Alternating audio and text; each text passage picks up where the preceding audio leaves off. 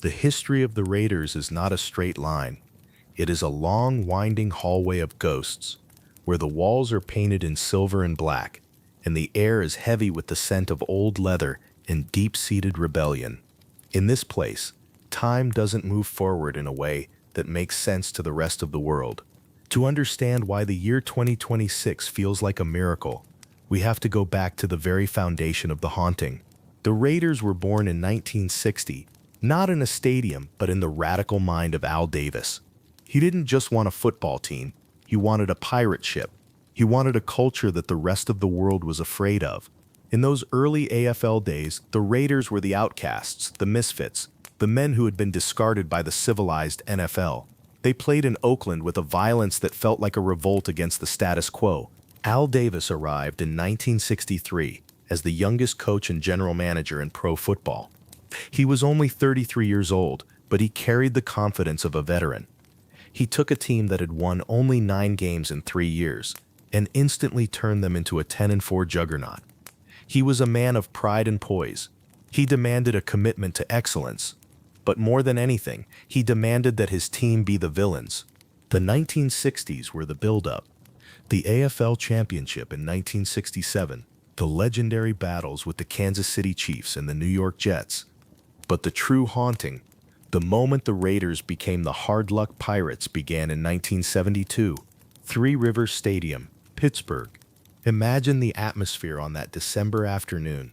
It was industrial, gritty. The sky was a bruised shade of gray, hanging low over a stadium filled with 50,000 people who smelled like coal smoke and iron. The Raiders were leading. They could taste the victory. But then, the play happened. Imagine the ball hanging in that damp, freezing air. It seemed to defy physics. For the rest of the world, what followed was a miracle, the immaculate reception. But for the silver and black, it was the birth of a phantom. It was a victory stolen. That play created the Raider mystique, the idea that it's us against the world, and the world is always trying to rob us of our glory. But the glory could not be denied forever. Enter John Madden. Imagine him on the sidelines in the mid-70s, a man who looked like a disheveled genius, his white shirt wrinkled and soaked in sweat, his arms flailing as he shouted at the universe. He was the cement that held the Pirates together. 1976 was the crowning glory. Super Bowl XI, Pasadena. A record crowd of over 100,000 fans watched as the Raiders finally broke the fog. They didn't just win, they dominated the Minnesota Vikings, 32-14. Willie Brown's 75-yard interception return was the exclamation point. As Old Man Willie ran down the sideline, his face a mask of focus and joy, the Raiders weren't just champions, they were the masters of the NFL. But as Al Davis often said, the past is just a prologue. By 1980, the team was in transition.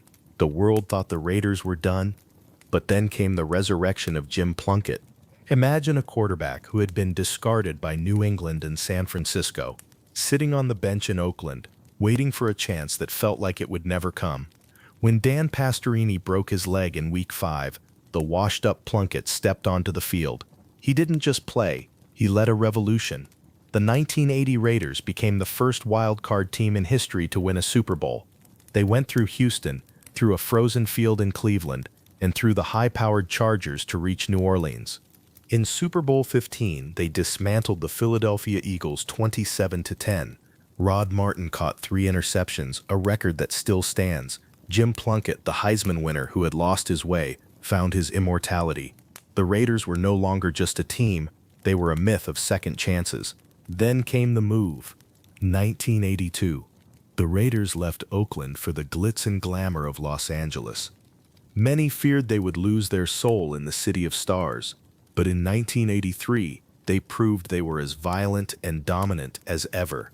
The peak of the mountain was Black Sunday, Super Bowl XVIII in Tampa, January 22, 1984. The Raiders were facing the defending champion Washington Redskins, a team that many called the greatest of all time. The Raiders didn't care for the accolades. They wore their black jerseys and they hunted. Jack Squirek's pick 6 at the end of the first half broke Washington's spirit. But it was Marcus Allen who broke the record books. Imagine him moving across the turf like a shadow on water. If you watch the film of his 74-yard run, you can see the pride and poise in motion. He started left, found no room, reversed his field, and glided through the entire Washington defense. He didn't just run, he danced. He changed direction with a rhythmic elegance that made the world's greatest athletes look like they were standing in wet cement. 38-9. It was the most dominant victory in Super Bowl history at the time. Marcus Allen, with 191 rushing yards, was the MVP. As the sun set on Tampa that evening, the Raiders held their third Lombardi Trophy in 8 years. They were the only team to play in the Super Bowl in the 60s, 70s, and 80s. They were the team of the decades. These 3 trophies sit in Henderson today. They gleam silently under artificial lights. They are anchors to a time when the silver and black was not just a brand, but a kingdom of fear and excellence. The era of the Pirates was at its zenith. But even at the top of the mountain, the shadows were beginning to stretch. The golden age was closing, and a long, complicated decline was waiting in the wings. The dawn of the empire is over. The twilight is coming. 1984, the morning after the greatest victory in the history of the silver and black. The champagne was still wet on the locker room floor in Tampa, and the city of Los Angeles was draped in black. But in the shadows of that triumph, the seeds of a long, agonizing winter were already being sown. The mid-'80s were a time of strange, flickering light. The Raiders were still a powerhouse, still a team of superstars. Marcus Allen was in his prime, winning the MVP in 1985, moving through defenses like a ghost through walls. But the relationship between the star and the owner, Al Davis, began to fracture. It was a clash of egos that would haunt the backfield for a decade. The team of the decades was starting to feel the weight of its own myth. By the late 80s, the Raiders were no longer the predators of the NFL. They were the prestigious aging veterans. They moved through coaches, Tom Flores, Mike Shanahan, Art Shell, trying to find the magic of the Madden years. There were playoff runs, yes. 1990 and 1991 saw the Raiders reach the postseason, but they lacked the finishing blow. The fear they once inspired had become a memory. In 1995, the wandering Pirates decided to go home. The return to Oakland. Imagine the scene at the Coliseum. The dirt infield was still there. The gray concrete was still cold. The fans in the black hole were waiting with open arms, their face paint cracked from years of waiting. It was supposed to be a homecoming that restored the soul of the franchise, but the home they returned to was different. A giant structure known as Mount Davis rose above the stadium, a wall of luxury suites that many felt blocked the spirit of the old Coliseum. The results on the field matched the construction, heavy, expensive, and out of place. The late 90s were a blur of mediocrity. 5-11 seasons, 7-9. The silver and black had become just another team in a league that was passing them by with high-speed offenses and modern systems. Al Davis, ever the rebel, looked for a young mind to jumpstart the heart of his empire. He found it in a scowling 34-year-old offensive coordinator from Philadelphia, John Gruden. He arrived in 1998 with a jaw that seemed permanently set in a snarl. The fans called him Chucky. He brought an intensity that the Raiders hadn't seen since the 70s. Gruden didn't care about the history, he cared about the work. He took a journeyman quarterback named Rich Gannon, a man who had spent his career as a backup and a bridge player, and together they built a machine. By the year 2000, the Raiders were back. 12 wins, an AFC West title. They reached the AFC Championship game only to fall to a legendary Baltimore Ravens defense. But the world knew the Pirates were dangerous again. Rich Gannon was no longer a journeyman. He was a surgeon, carving up defenses with Gruden's West Coast system. Then came the night the world stood still for Raider Nation. January 19th, 2002. Foxborough, Massachusetts. The Snow Bowl. The Tuck Rule game. Imagine the scene. The snow was falling so thick you couldn't see the yard lines. The air was 25 degrees.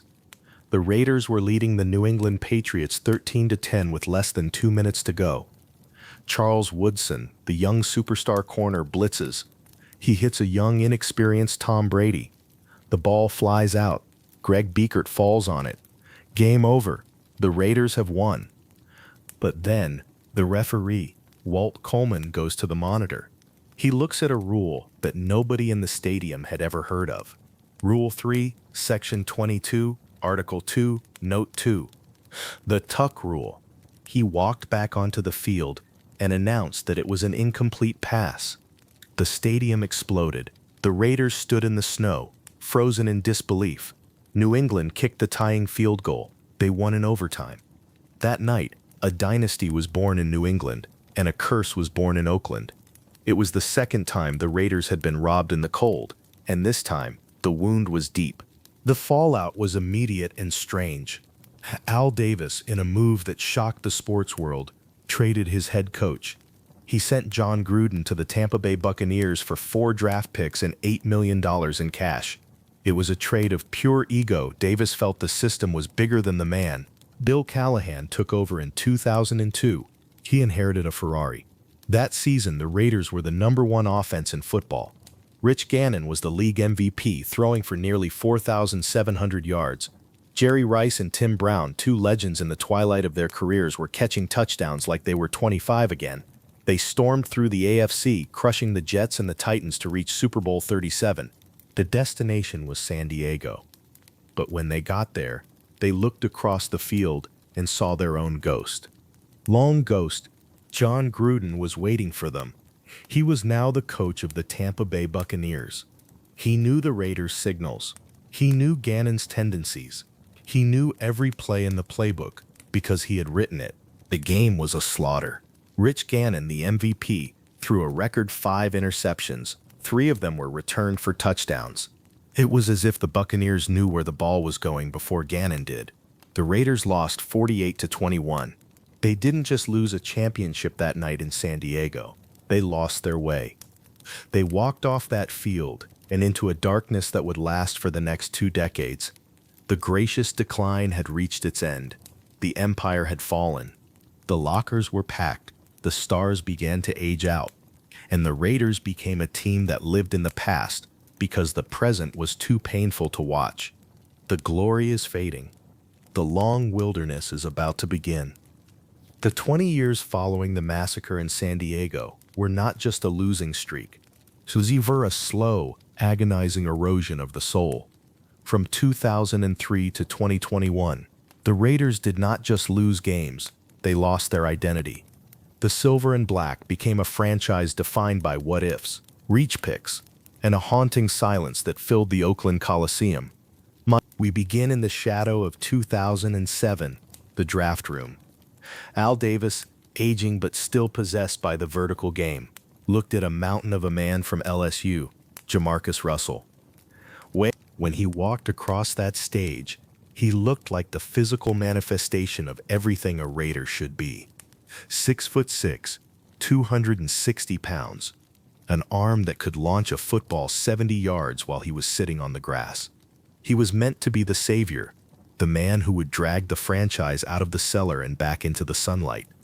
But the dream became a cautionary tale, a $68 million contract for a player who, in the end, only produced 7 wins.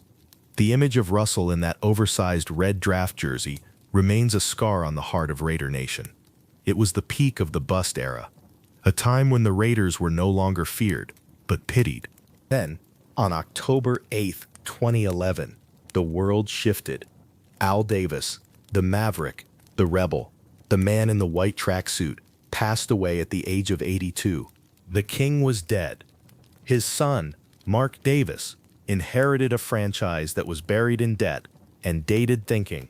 The first game after his death was in Houston.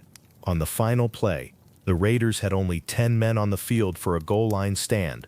Michael Huff intercepted the ball in the end zone. It was as if the old man was the 11th man on the field, guiding the ball into Huff's hands. But that emotional victory was a brief flickering light in a very dark room. The wilderness continued until 2014, when a young quarterback from Fresno State arrived. Derek Carr. Carr brought something the Raiders hadn't had in years: hope. He was talented, he was religious, and he actually wanted to be a Raider. By 2016, the magic seemed to have finally returned. Imagine that season. The Raiders were 12-3, They were the cardiac kids, winning games in the final seconds. Khalil Mack was terrorizing quarterbacks. Carr was an MVP candidate. For the first time since the Super Bowl in 2002, the silver and black were a threat. But the ghosts of 1972 are always watching. Christmas Eve, 2016. Against the Colts, the Raiders were winning easily. The playoffs were secured. Then, a defender fell on Carr's leg. The sound of the bone snapping could be heard on the broadcast. Carr looked at the sideline and mouthed the words, "It's broke." Just like that, the lights went out. The Raiders went to the playoffs with a backup, lost immediately, and the window of relevance slammed shut. The franchise was restless. Mark Davis wanted a big swing. He wanted the man who had built the last great Raider team. In 2018, John Gruden returned on a 10-year, $100 million contract. Chucky was back. He traded away Khalil Mack. He traded away Amari Cooper. He tore the team down to the studs to rebuild it in his image. The move to Las Vegas was looming, the transition from the mud of Oakland to the neon lights of the Nevada desert. In 2020, the Black Glass Cathedral, Allegiant Stadium, opened its doors. It was a $2 billion masterpiece. But because of the pandemic, the fans weren't allowed inside. The Raiders played their first season in Las Vegas to an empty house. It was an eerie metaphor for the era, a beautiful, expensive shell with no soul inside. By 2021, Gruden seemed to have the team on the right track. They started 3-0. But then the storm hit. The emails, a decade of private correspondence surfaced, filled with language that the modern world and the NFL could not ignore. In the span of 72 hours, the head coach, the $100 million man, the hero of the 2000s, was gone. He resigned in a flurry of controversy and shame. The Raiders were once again a ship without a captain, tossed by the waves of their own history. Miraculously, the players rallied. Under interim coach Rich Bisaccia, they won 4 straight games to end the season, including a legendary Sunday night overtime win against the Chargers to make the playoffs. They lost to the Bengals in the wild card round, but they had shown a resilience that felt, well, it felt like pride and poise. But the dark wilderness wasn't over. Mark Davis didn't keep Bisaccia. He wanted another genius. He hired Josh McDaniels. And with that choice, the Raiders entered the final, coldest stretch of their long winter. The emails were gone. Gruden was gone. But the cycle of pain was preparing for its most brutal revolution yet. The wilderness is deep. The sand is shifting. It is February 2026. The neon lights of the Las Vegas Strip are flickering, reflecting off the black glass of Allegiant Stadium. For the first time in a generation, the air in this city doesn't feel heavy with the weight of the past. It feels electric. The dark wilderness is ending. The Raiders are no longer looking backward at the ghosts of 1972. They are looking forward at a map they finally know how to read. To understand the hope of today, we have to look at the wreckage of yesterday. The 2025 season was, by every statistical measure, the bottom of the ocean. Mark Davis had taken one last desperate swing by hiring the legendary Pete Carroll. It was supposed to be a last dance for a Super Bowl icon. Instead, it was a 3-14 disaster. The offense was the worst in the league. The stadium was often filled with the jerseys of the opposing teams. On January 5, 2026, Carroll was fired after just 1 year. The Raiders had become a coaching graveyard, 3 coaches in 3 seasons. But the universe has a strange way of balancing the scales.